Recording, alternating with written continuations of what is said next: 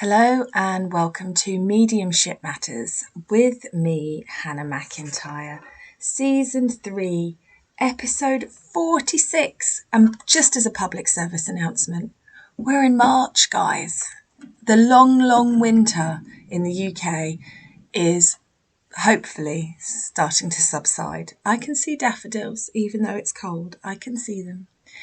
So today's theme is holding space, and I've been talking to Spirit about this subject quite a lot recently, how it manifests in lots of different ways in our spiritual journeys and our unfoldment journeys, but how absolutely crucial it is. And the irony of holding space, I think, is that none of us really want to do it. We don't like space. We're scared of the silence. We're scared of the opening up. It's one of those things that often comes up in readings for people, is that they have got so much opportunity, so much potential, and they can feel the space of that potential, that opportunity all around them, but they don't like it. It feels too big. They want to know how to direct it. They want to be told the best way to use that potential. And it's such a human condition because we're all the same. We go, oh, this should be amazing. There's so much scope and opportunity. And then our brains kick in and we just ruin it for ourselves with a hefty dose of, but you better make sure you get this right. And what happens if this isn't how you're supposed to be doing it? And suck all the joy out of it. Easily and quickly. It's a gift, and we all seem to have it. And if you don't, well done. Celebrate that about yourself because you are unique. But for me, definitely, I can feel my own potential, but my own potential scares me. It feels too big, too open, too limitless. And so I like to shrink it into a palatable, digestible size. So we're going to explore holding space and the various places that I think holding space is important to think about and understand. And hopefully that will get us all to think a little bit differently about the uncertainty, because uncertainty is not a comfortable space, even for those of us that have faith that everything will be okay in the end. I know for me, if I could choose to live my life as a journey with twists and turns and unexpected digs and dives, or I could have a book where every stage is written out and I would know what is coming, I'd probably, in honesty, choose the book, even though that doesn't sound adventurous or fun or sexy. But I probably would. And that life doesn't work like that. And people who come for readings often expect you to be able to tell them every step they're going to take for the next 6 months. But it's their steps to take and their journey to make. So the first place I want to focus on allowing and holding space is for yourself. And I know that I've talked about this many times, but if you want one tip to start you off on your spiritual development journey, it is make friends with yourself. Find time to be with yourself with no distractions. Be present for what is rising in you. Don't snip it off. It's such a problem failing in the human condition and through the spiritual teaching that is widely out there, that there are good emotions or bad emotions. But what if there just aren't? What if there is just is, and there is just how you feel, and whether that is unbridled lava-like rage or sadness or absolute joy or comfort? What if just allowing all of it is part of the journey? And I think we are so desensitized and switched off to ourselves that it's becoming a problem.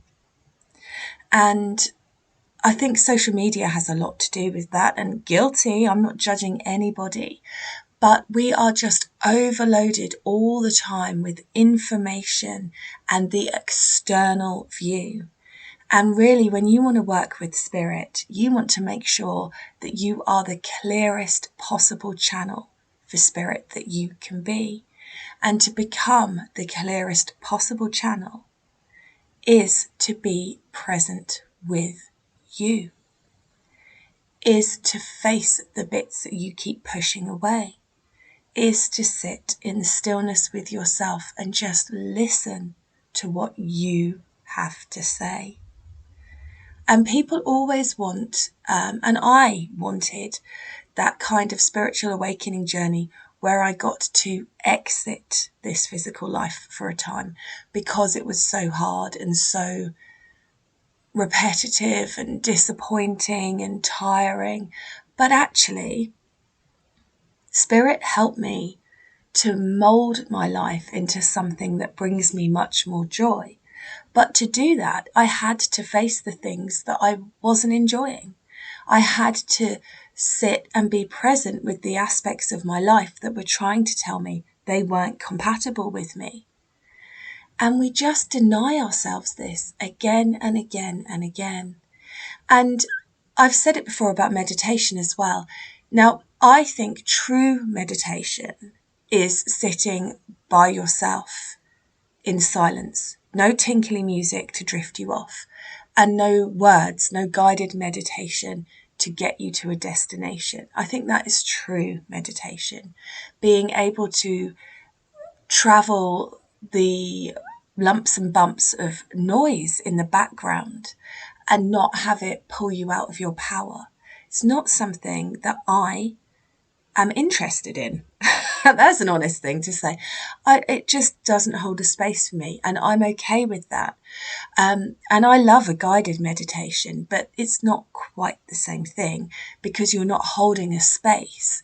You are filling your space and your attention with a story that someone is taking you on.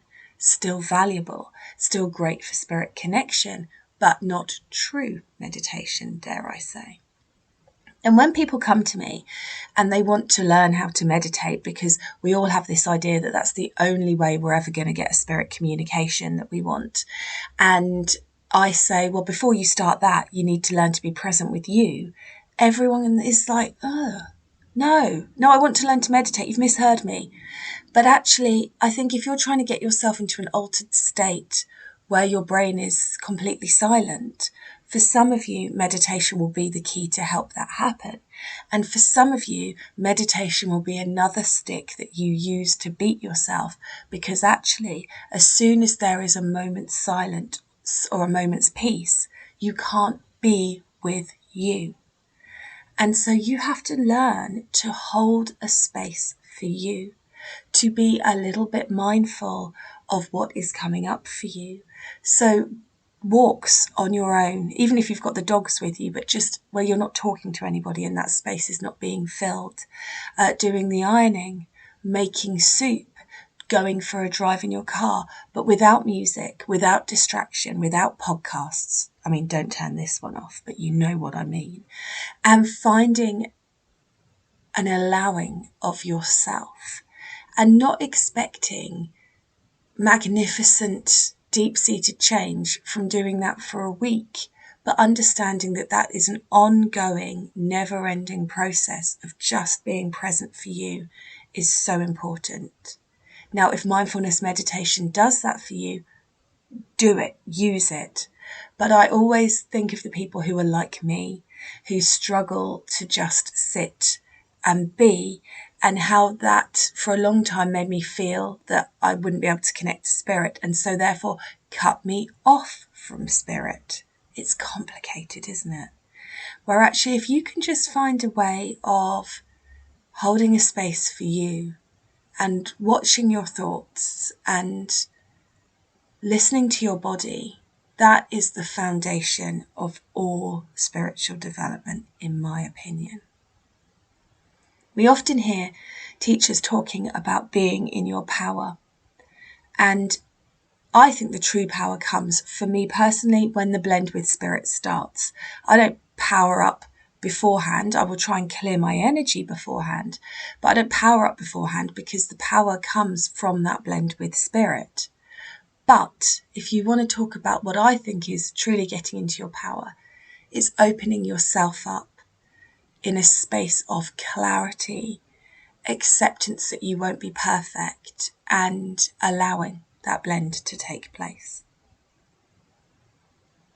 Now, an interesting thing to also think about when holding space is holding space for sitters in practice groups. I have just finished teaching this year's beginners mediumship class, evidential mediumship class, with the most incredible group of women. It's just been really marvellous. Men were welcome too, it's just none of you booked. And that has been very magnificent to be a part of, because we have held space for each other time and time again, and we've had lots of discussions about what it means to be a good sitter.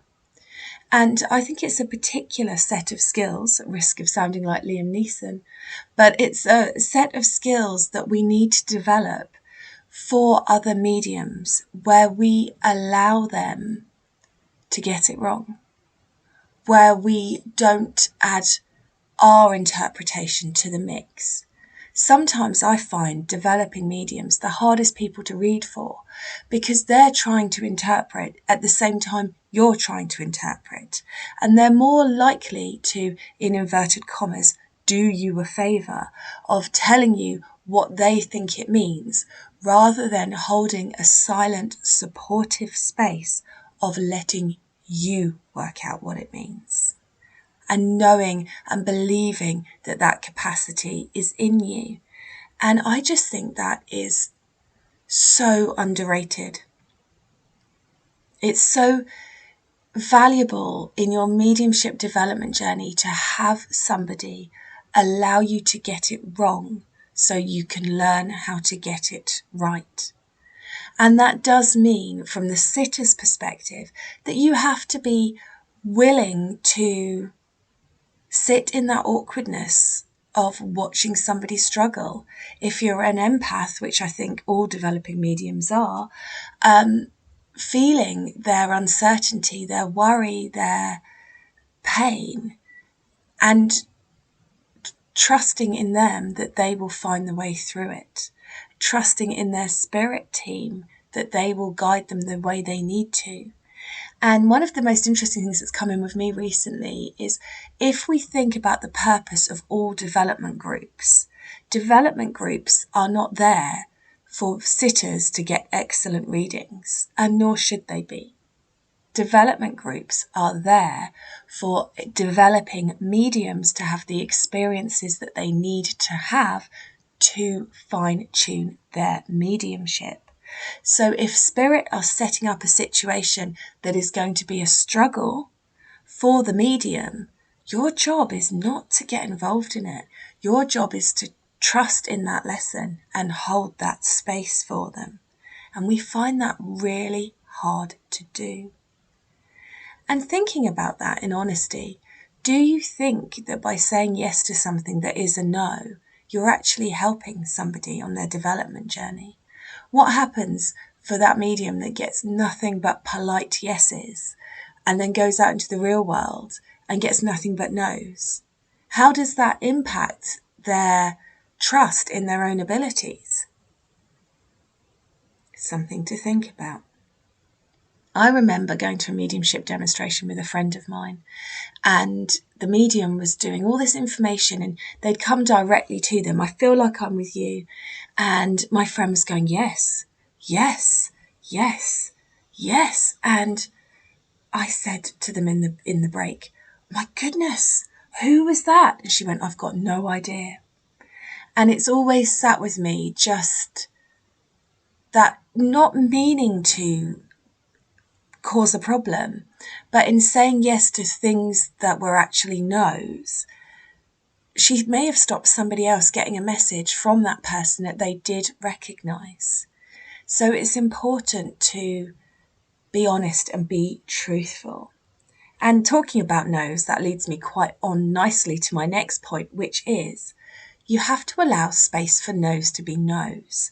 Now, I have worked with mediums who really have real trust in their abilities. I wish that I had the trust in my abilities that they did, until I see them ram a piece of evidence at a emotional sitter who isn't in a place where they can process the information coming in.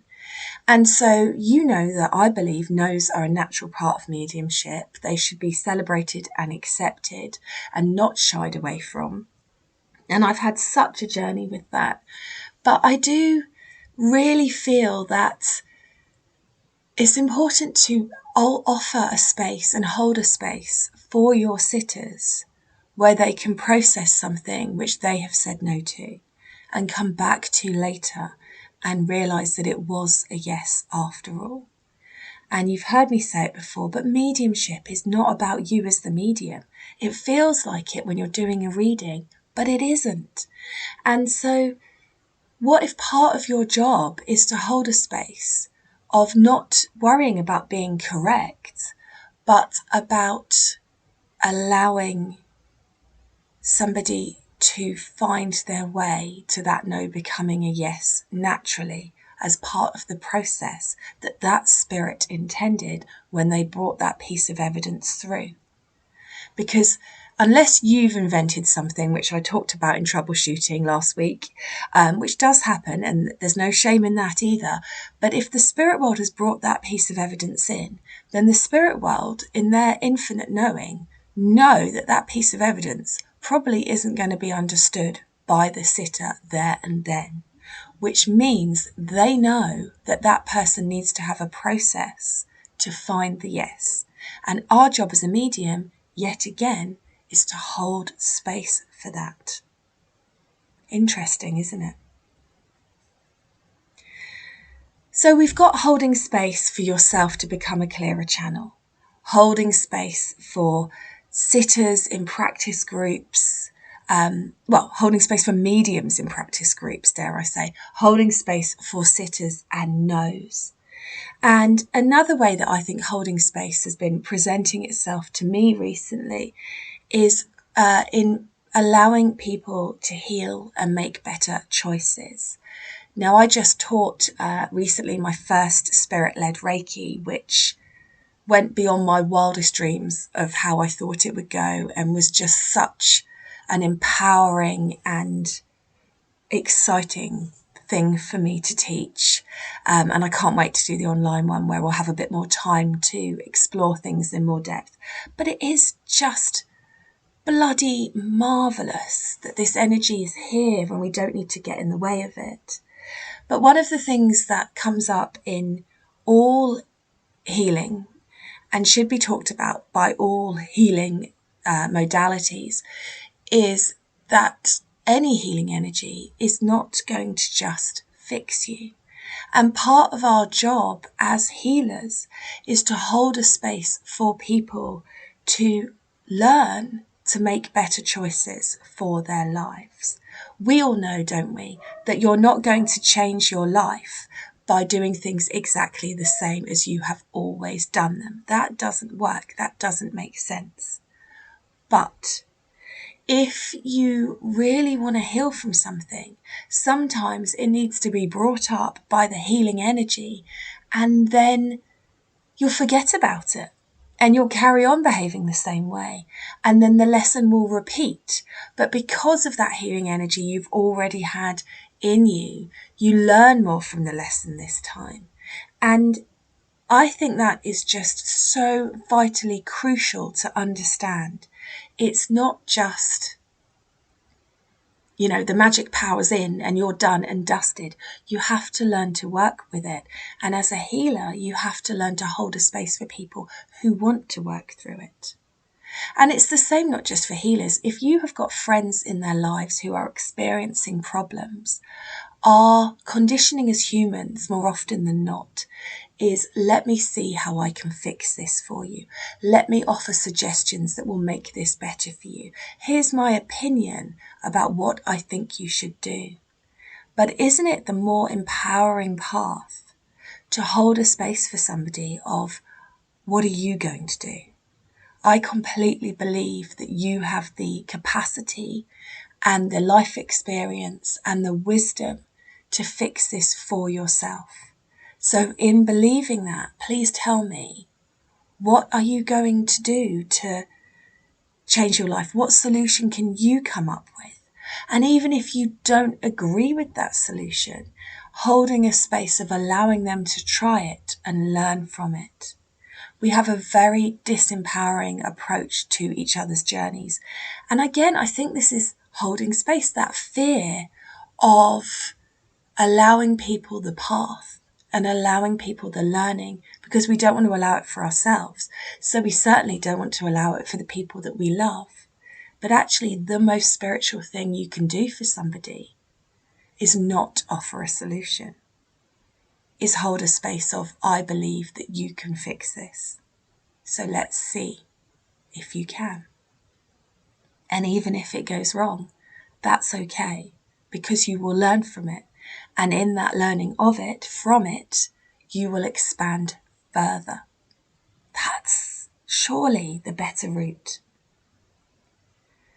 And the last thing that I wanted to talk about with holding space is when the universe asks you, your spirit team asks you to put down something that takes up a lot of time and your focus, and you doing it and feeling really brave with it, but then actually allowing that space to remain a space. And that is, God, I struggle with that, something chronic. When Spirit asked me to stop selling crystals, it was such a clear message. And the crystal clear message about not selling crystals was that anyone can sell crystals. That they didn't need my attention and my focus on running a shop and weighing things and measuring things and sending things out and dealing with returns and interacting and all of that stuff, that my focus, my energy was spent better elsewhere. And following giving up crystals, more information did come in, more adventures, this podcast, things like that started coming into fruition, demonstrations, more teaching. So yeah, that was absolutely valuable. And Spirit proved to me that that was valuable. But then last year, when they asked me to give up my voluntary job at Rainbows, and I knew it was right, but I was sad about it at the same time, and I had to leave that. Since then, I have consistently and constantly filled that space that I gained with bits and bobs and this and that, and I haven't just allowed it to be space. And I'm very sure at the moment, Spirit certainly want me allowing just whatever needs to rise within me to rise, and yet I know I'm resisting it. I stopped doing one-on-one readings to allow space, and yeah, that did help me. It got me to finish some writing I was working on. It got me to write the Spirit-Led Reiki course. But now I've got that time and I'm up to date with the big projects that I've been working on, and things are on hold until stuff happens later in the year. So I'm in this funny holding pattern right here, right now, but I know that I'm resisting it. And isn't that just the hardest thing? I think for me, especially because I've got such a workaholic temperament, and it's very useful. I love being in a creative, busy flow. That is my happy place. But it's hard to hold when it's in an ebb. I'm only happy when it's flowing. And I know that that is where my focus of my work needs to be at this time, is making sure I'm balanced in that, making sure that I just really want to sort out my house. I've got crap everywhere. How can I still have crap everywhere, anyone? Just answers on a postcard, please. How can I still be sorting stuff out? What is wrong with me? But I'm still sorting. I'm still culling and clearing. And that's a really important process for me at this time. And I know that. I know that that is serving more of a purpose than it would seem on face value. Am I finding the time to do it? No. Am I fiddling around on TikTok for an hour a day, laughing at other people's stuff? Yes. And so I talk to you not as somebody that has the perfect track record with holding space, but just as somebody who knows that this energy and information is coming in and will benefit us all, even if we do it perfectly, imperfectly, as always. Because that's the key, isn't it? Holding space for yourself to just be who you are. Getting it wrong sometimes, getting it right other times. Trying the best that you can. And understanding that spirit are still opening doors for you, moving your energy and getting you where you need to be to manifest the things that you want in your life. Even if right now you are just watching the most up-to-date season of The Crown and scrolling on TikTok. So there we go. Holding space. I'm sure I'm going to think of a million other ways in which we should be holding space, but they're the things that are coming up with me at the moment, and I've been writing them down as they came in from spirit. It's fascinating to me how uncomfortable holding space makes me, and certainly how uncomfortable it makes people when I read for them and they want to be told things to do and spirit asks them to stop and slow down and they say, oh, no thank you. Surely I need to be doing something. But what if that is the key to it all for all of us? Is just to allow and hold that space and let the energy rise and allow it to rise as it does, without judgment. Thank you very much for listening. Just a reminder that it would be very, very, very helpful for me if you could share the podcast on your social media, if you could leave a review.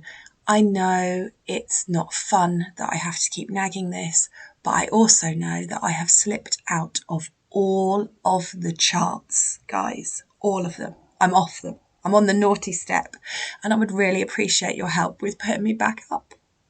Please. So thanks. But I will say this, it doesn't make your loved ones in spirit more likely to come through to me, and it won't change your experience at all. You are literally just doing me a favour. Hold that space for me. And thanks for listening, and I will catch up with you again soon. Lots of love.